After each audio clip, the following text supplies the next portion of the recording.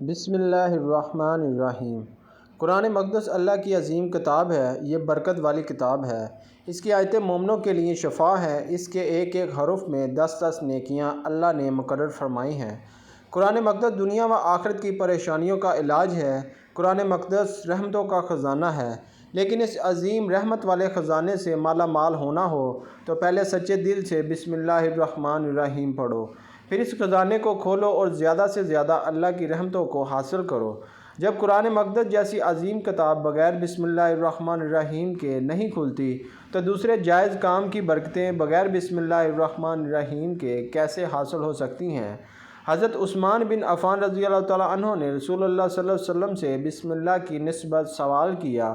آپ نے فرمایا، یہ اللہ تعالیٰ کا نام ہے۔ اللہ تعالیٰ کے بڑے ناموں اور اس میں کس قدر نزدیکی ہے، جیسے آنکھ کی سیاہی اور سفیدی میں۔ تفسیر ابن ابی حاتم میں جابر رضی اللہ تعالیٰ عنہ فرماتے ہیں، جب یہ آیت بسم اللہ الرحمن الرحیم اتری، بادل مشرق کی طرف چٹ گئے، ہوائیں ساکن ہو گئیں، سمندر ٹھہر گیا، جانوروں نے کان لگا لیے، شیاطین پر آسمان سے شعلے گرے، اور پروردگار عالم نے اپنی عزت و جلال کی قسم کھا کر فرمایا کہ جس چیز پر میرا یہ نام لیا جائے گا اس میں ضرور برکت ہوگی۔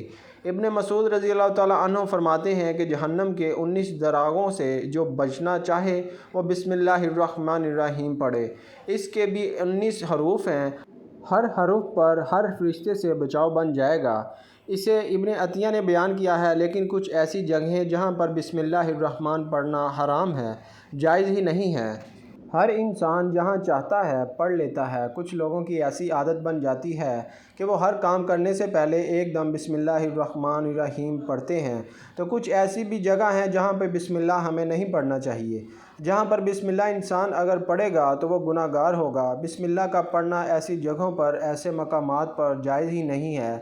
اب آپ یہ سمجھ لیجئے کہ کون سے مقامات پر بسم اللہ پڑھنا چاہیے، کن مقامات پر بسم اللہ نہیں پڑھنا چاہیے۔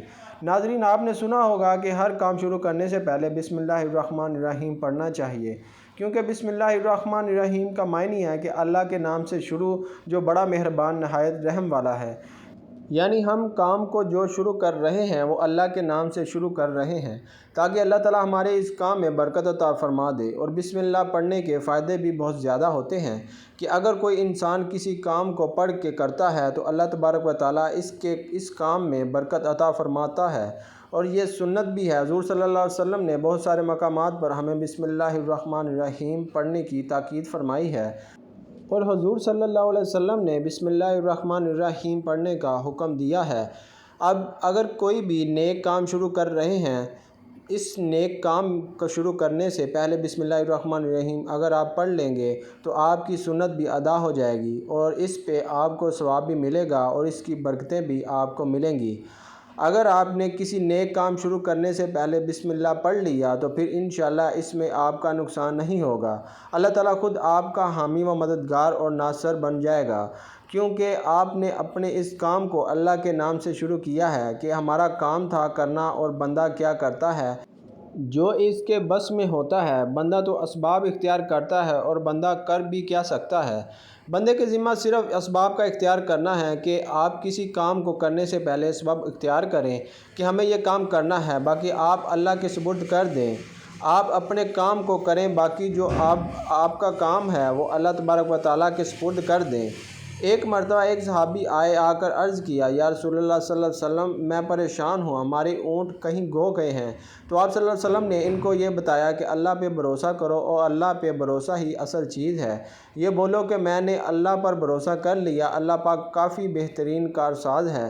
تو کچھ صحابہ کرام کہنے لگے کہ یا رسول اللہ صلی اللہ علیہ وسلم، ہمیں اللہ کی ذات پر بھروسہ ہے، کیا ہم اپنے اونٹوں کو ایسے ہی چھوڑ دیں کہ اگر ہماری قسمت میں ہوں گے تو ہمارے اونٹ واپس آ جائیں گے، اور مقدر میں نہیں ہوں گے تو چلے جائیں گے؟ ہمیں اللہ کی ذات پر بھروسہ ہے۔ تو آپ صلی اللہ علیہ وسلم نے فرمایا کہ نہیں، پہلے اپنے اونٹ کو باندھو، پھر اللہ کی ذات پر یقین کرو، پھر اللہ کی ذات پر بھروسہ کرو۔ یعنی ہمارے ذمہ جو کام ہے وہ ہمارے اوپر کرنا لازم ہے۔ اسباب کا انکار کرنے والا جاہل ہوتا ہے۔ اسباب کا انسان انکار نہیں کر سکتا کہ نہیں ہم تو ہاتھ پہ ہاتھ رکھ کے بیٹھ جائیں، اب اللہ کھلائے، کیونکہ وہ رازق ہے، وہ ہمیں کھلائے۔ لیکن آپ اپنی محنت کیجئے، آپ اسباب اختیار کیجئے، پھر اللہ کی ذات پر چھوڑ دو۔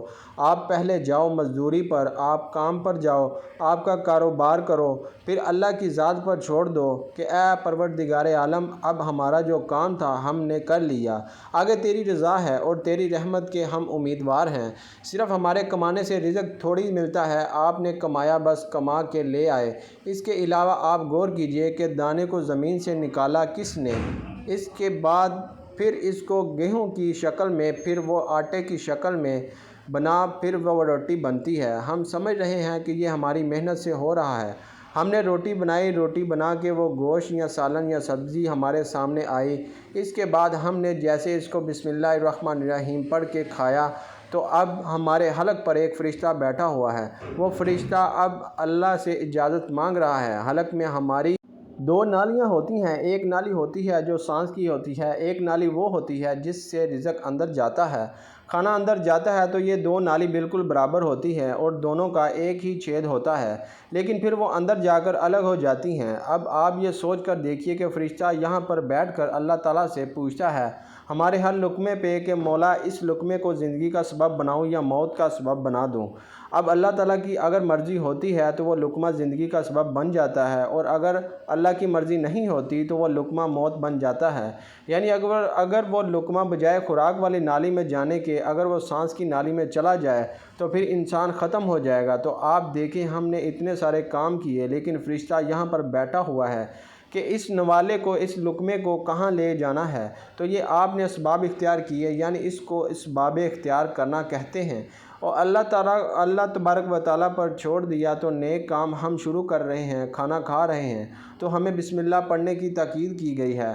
لیکن بہت سارے لوگ ایسے ہوتے ہیں کہ کچھ حرام کام کرتے ہیں، جیسے مثال کے طور پر اگر کوئی انسان جوا کھیل رہا ہو تو اس میں بسم اللہ کا پڑھنا حرام ہے کہ اللہ کے نام سے شروع۔ اللہ نے کب کہا تھا کہ آپ جوا کھیلو جا کر؟ اللہ نے کب کہا تھا کہ آپ شراب پیو یا بیچو جا کر؟ اللہ نے کب کہا تھا کہ آپ جھوٹ فریب مکر و کرو جا کر؟ اللہ نے کہا ہی نہیں تھا۔ ایک شخص نے بڑی عالی شان منزل بنوائی اور اس پر لکھا ھذا من فضل ربی، اور شیطان نیچے بیٹھا رو رہا تھا۔ تو لوگوں نے پوچھا تو کیوں رو رہا ہے؟ تو اس نے کہا کہ دیکھو میں نے اس سے جھوٹ بلوایا، فراڈ کروایا، ہم نے اس کی بلڈنگ فراڈ کر کے بنوا دی، اور یہ لکھ رہا ہے ھذا من فضل ربی، یہ میرے رب کا فضل ہے۔ اللہ نے کہاں کہا تھا کہ جھوٹ بول کے کمانا؟ اللہ نے کہاں کہا تھا کہ ڈھونگ کرنا؟ اللہ نے کہاں کہا تھا کہ فراڈ کرنا؟ تو مقصد صرف یہ ہے کہ شیطان تو ہر طرف سے انسان کو بہکاتا ہے، تو اس لیے حرام کاموں سے پہلے ہمیں بسم اللہ ہرگز نہیں پڑھنا چاہیے۔ ہمیں ہر نیک کام شروع کرنے سے پہلے بسم اللہ الرحمن الرحیم پڑھنا چاہیے۔ ہمیں اختیار رکھنا چاہیے کہ جب ہم باتھ روم کے اندر داخل ہو چکے ہوں، نہانے سے قبل بسم اللہ نہ پڑھیں، باتھ روم میں جانے سے پہلے ہم بسم اللہ الرحمن الرحیم پڑھیں، اور باتھ روم کے نکلنے کے بعد جب کپڑے پہنیں تو پھر بسم اللہ الرحمن الرحیم پڑھیں۔ اور کوئی انسان کاروبار کرتا ہے، اب اس نے جھوٹ بولا اور پھر اس کے بعد پیسے لیتے وقت بسم اللہ الرحمن الرحیم پڑھا، تو ایسی جگہوں پر جہاں پر حرام کام کوئی بندہ کرتا ہے تو وہاں پر بسم اللہ الرحمن الرحیم نہیں پڑھنا چاہیے، کیونکہ اللہ تبارک و تعالیٰ نے آپ کو دنیا میں چھوٹ دے رکھی ہے کہ جیسا کرو گے ویسا بھرو گے۔ اللہ سب کو دیکھ رہا ہے کہ کون کیا کر رہا ہے، تو جو کچھ ہم کر رہے ہیں صحیح یا غلط، اس کے بعد پھر لوگ کہتے ہیں کہ یہ اللہ کی مرضی ہے، لیکن یاد رکھنا یہ اللہ کی مرضی نہیں، اللہ کی اجازت ہے۔ اللہ نے آپ کو اجازت دی ہوئی ہے، بس اللہ نے چھوٹ دی ہوئی ہے کہ کر لو دنیا میں جیسا کرنا ہو۔ اللہ ظالم کو ڈھیل دیتا ہے لیکن جب پکڑتا ہے تو چھوڑتا نہیں ہے۔ اللہ کی پکڑ بڑی سخت ہے، تو دنیا میں اللہ دیکھ رہا ہے۔ یہ مرضی نہیں ہے اللہ کی کہ آپ گناہ کرو، لیکن اللہ نے بس اجازت دی ہوئی ہے کہ آپ کر لو، دیکھیں کتنا کرو گے۔ ایک دن آؤ گے میرے پاس، جب آؤ گے تب ہم فیصلہ کریں گے۔ مالک یوم الدین، انصاف کے دن کا حاکم، تو اللہ کی ربوبیت سمجھیے، اور ہمیں یہ سمجھنا چاہیے کہ کون سے کام ہم کب کرنا چاہیے، کب نہیں کرنے چاہیے۔ جو سنت رسول صلی اللہ علیہ وسلم پر ہم عمل کریں گے تو اللہ تعالیٰ ہمیں کامیاب کر دے گا، دنیا میں بھی اور آخرت میں بھی انشاءاللہ تعالیٰ۔ اللہ پاک ہمیں بہتر عمل کرنے کی توفیق عطا فرمائے اور ہمارا خاتمہ بالایمان فرمائے، آمین۔ ناظرین، کمنٹ باکس میں اللہ تعالیٰ کے 99 ناموں میں سے ایک نام ضرور ٹائپ کریں۔ شکریہ۔